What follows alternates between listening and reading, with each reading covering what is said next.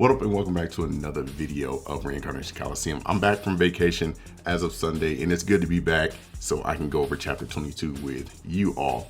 Last time Marl came face to face with the superhuman Alexander Byrne, who can match or even exceed her own skill buffs. Not only that, but he's able to keep Mikagami from copying his skill, which makes him more dangerous than any other. Now, the new chapter has a special cover, which you can see right here on screen. It has Marl and Mikagami on it. The last special cover featured Mary and Mikagami during their battle against Suzu and Musashi. And if the trend continues, hopefully we get the other ladies on their own covers as well. Big shout out to Haruata Sensei and Zunta Sensei for the continued good work as always. With that, let's talk about chapter 22. The first panel we get is a flashback to a dojo where a 5-year-old Marl is sitting in front of her 42-year-old father. As he sighs, he asks Marl why she would dislocate a person's arm during a sparring match. Teary-eyed and frustrated, Marl responds that she doesn't have buffs to beat her opponent, so going for the joints was her only option to win. Before he can speak more on the issue, Marl interrupts him by explaining that training is just training and she would often lose at times as well. I think at this moment she was trying to tell her father that she wanted like real life experience.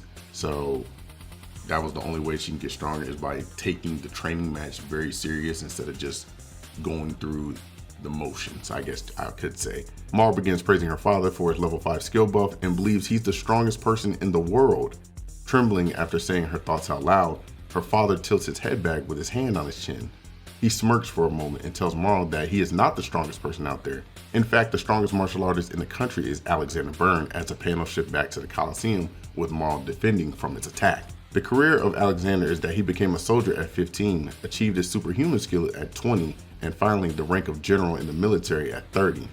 As Marl catches her footing from the blow, she starts running upward and around the barrier surrounding them to build up speed.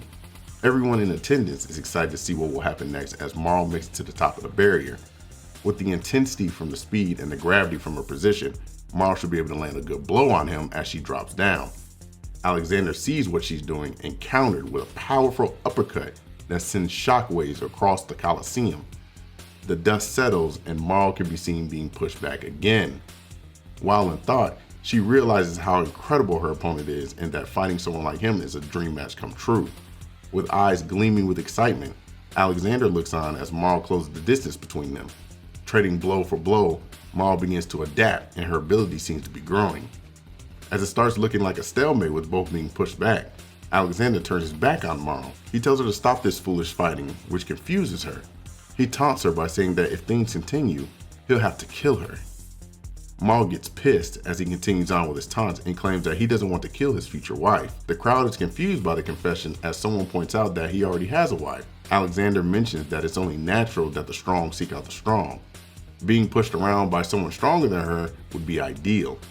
He wants Marl to see the benefit if she gives up. He could free Mikagami and Marl from their slave contracts by making them part of his army. Desmos, Zulu, and Mary look on as he asks Marl to think carefully before answering. His goal here is to win or marry Marl. To fight side by side using their abilities would be perfect on the battlefield, as Mikagami would be the lead strategist. When it's all said and done, she can even marry Mikagami. Frustrated by him trying to plan out her future, Marl questions why he believes she's the weaker one in this situation. This frustration reminds Marl of her brother and father so much that she can't stand it. Scratching her head, she believes the strongest will be decided in this very match. They may be martial artists, but Marl thinks she can best them as she takes her stance. Alexander, realizing that he got turned down, also takes his stance with determination that he'll win this. The crowd cheers as the action resumes, with Desmos seeing things finally getting interesting. As the battle continues, she comments on how Marl is in a losing situation. The words from Alexander has her off balance and are shackling her down. Victory is likely assured as Momo-chan asks what's going on with her partner Mikagami. The panel shifts to Mikagami in a daze, staring at Chris's ass. Momo-chan is taken aback and Desmos chuckles at his antics. Mikagami goes on to say that from the angle he's looking, it appears to be hard and thick. Momo-chan interrupts his judging and the crowd is eating it up with laughs. Embarrassed by Mikagami's description, Chris wonders what is up with her opponent as she knows the shape of her ass better than anyone. When he hits the barrier, she gets frightened, which is when Mikagami notices the barrier change a bit on impact. Since she won't face him, Mikagami wonders if she is using her ability unconsciously. This is when we get a flashback of Mikagami with Catastrophe in Zulu's hideout. He comments that the way she teaches and story about skills is hard to grasp. Catastrophe mentions that fundamentally, it's easier when you visualize it. For most people, skills are inherited, but in his case and style of fighting, he can still copy skills just by doing what he does in battle. The panel shift back to Mikagami noticing that Chris feels similar to himself in Catastrophe. Mikagami begins hitting all around the barrier to test a theory. He concluded that every spot he hit reinforced the barrier's defense. At that moment, Chris believes it's thanks to him that she got good at defensive recovery skills. She goes on to say that she's stronger when she's frightened, so he won't be able to break her defense so easily. In order to bypass this, he understands that a level 10 skill buff may not be able to break it. Therefore, he has to change his way of thinking to make the impossible possible.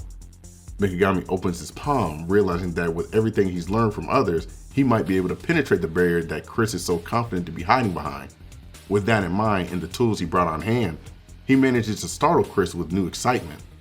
As all eyes continue glued to Mikagami, he declares with a glint in his eye his intentions before the chapter ends. Now, Marl looks so damn adorable as a kid. Like, I love that. And we do get a backstory. And another thing that needs to get pointed out is that Marl has a brother. Now, we haven't seen the brother or know if the brother's like dead or alive, but Marl has mentioned that she has a brother. Now, as far as the father goes and everything like that, having her in his late 30s, which is kind of crazy, but also, okay, you can have kids at any age. I mean, in society, come on now, Robert De Niro, I think, and Al Pacino or something like that. I think the motherfuckers had kids at like 80. That shit's crazy. But as far as the father's name go, I think it's either Gush or Gouache or something like that. I don't want to like say it and then you get confused and thinking I'm thinking of like a fucking vegetable or something. But other than that, it was a phenomenal chapter. The special cover looks amazing and everything like that. And I hope you all enjoyed the video as much as I love going through it with you all. Be sure to comment, like, and subscribe to the channel as always. And until next time, keep it wavy. Holla at your boy. I'm off here.